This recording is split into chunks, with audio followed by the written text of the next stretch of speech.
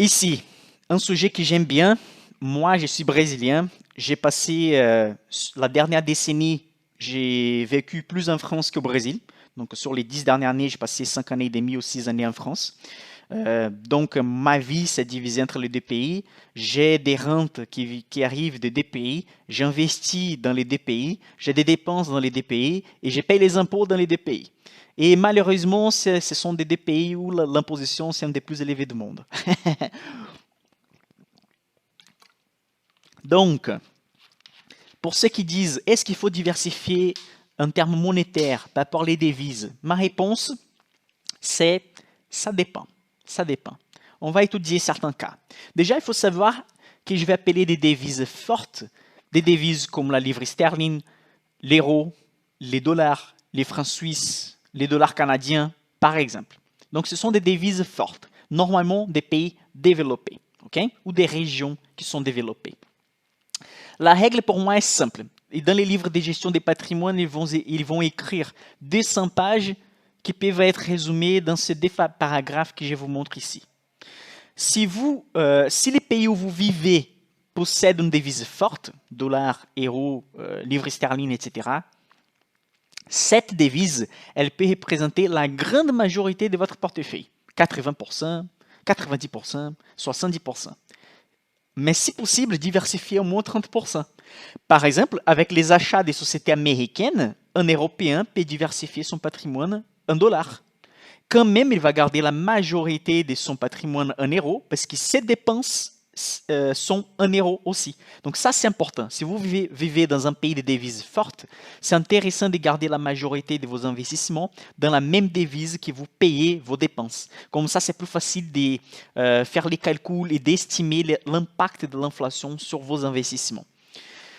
Deuxième point, si les pays où vous vivez possèdent une devise faible, comme c'est le cas du Brésil par exemple, gardez le minimum possible de votre richesse dans la devise du pays où vous vivez et diversifiez maximum possible votre patrimoine sur des devises fortes.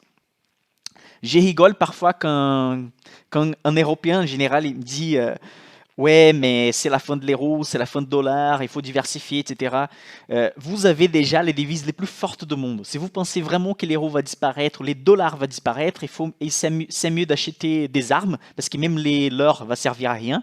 Il faut déménager, il faut faire quelque chose, acheter que des bitcoins. Une chose, elle est sûre, les devises qui sont fortes, elles vont rester encore. Les États ils vont faire tout possible pour rester avec les devises fortes. Et donc, à la place d'avoir une devise faible, c'est mieux d'avoir une devise forte. Et vous pouvez diversifier dans ces devises-là. Ici, je vous montre les réels brésiliens par rapport à l'euro, donc depuis 2008. Et vous voyez que les réels brésiliens ont perdu 53%. Donc, imaginez un millionnaire brésilien. Il était millionnaire en 2010. Il avait, on suppose, je ne sais pas, 10 millions de réels, ce qui vaut plus ou moins 2 millions d'euros. Actuellement, il a la moitié. Ça veut dire que s'il y a une crise au Brésil, s'il y a, je ne sais pas, une guerre, ça se passe quelque chose au Brésil, il veut déménager en Europe pour vivre, il a sa richesse coupée à la moitié. D'où l'importance de quelqu'un des pays sous-développés avoir sa réserve d'argent, si possible, dans des devises fortes.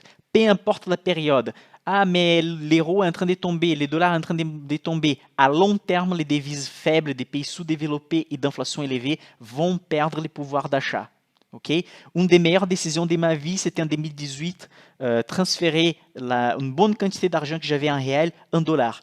J'ai économisé, j'ai fait une rentabilité de 20 à 30% avec le simple fait d'échanger des devises. Parce que pourquoi? Le principe, c'est d'avoir l'argent dans les devises qui sont fortes.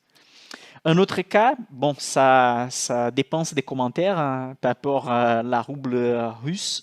On a moins 75% depuis 2005 et évidemment, les derniers jours, l'argent russe, ça vaut plus rien.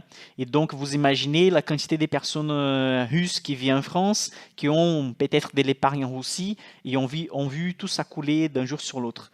Donc, la diversification monétaire, elle est importante surtout pour ceux qui ont une vie ou sont en train de vivre dans un pays qui ne possède pas une devise forte, ou si vous avez de la réserve dans un pays qui ne possède pas une devise forte, c'est le moment toujours de transformer vers une devise forte. Okay? Peu importe l'époque, peu importe quand, c'est la meilleure chose que vous pouvez faire pour vous-même. Bon, et l'euro et les dollars. On est intéressé par rapport à ça. Un euro, on gagne de l'euro en Europe, donc on va investir aux États-Unis, mais et la devise, qu'est-ce qu'on fait? Bon, depuis 99, quand l'euro a été créé, les deux devises varient plutôt dans les mêmes niveaux. Entre 98 entre 0,88 pardon, et 1,54 dans les points maximum. Depuis 2008, les héros, il a perdu un peu de poids. Donc, il pesait 1,30, il pouvait acheter 1,30 dollars, 1,20, et actuellement, c'est proche des 1 déjà. Donc, dans la moyenne, ça vaut la peine d'avoir les deux devises. Pourquoi? Parce que vous n'allez jamais acheter au point plus bas et jamais dans les points plus hauts. Vous allez faire des achats réguliers. Vous allez acheter de dollars, des actions en euros et en dollars après quelques mois, d'ici 5 ans, d'ici 10 ans. Donc, vous n'allez jamais tomber dans les pires des cas. Vous allez avoir les prix moyens. C'est pour ça que j'insiste pour dire, si vous avez déjà une devise forte, la préoccupation avec la devise, elle n'est pas si importante. Parce que si vraiment ça se casse une devise, vous allez être diversifié, vous allez avoir déjà la devise dans notre pays, de notre région géographique. D'où l'importance. Si vous avez déjà des devises fortes, c'est mieux, mais si vous pouvez diversifier un peu parmi les devises fortes, c'est encore mieux. Ok?